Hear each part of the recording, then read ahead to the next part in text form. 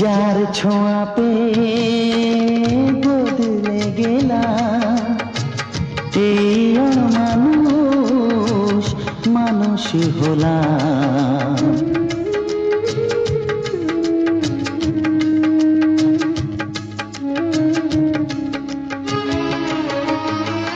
যার ছোঁয়া পেয়ে বদলে গেলাম, এই অমানুষ মানুষ হলাম।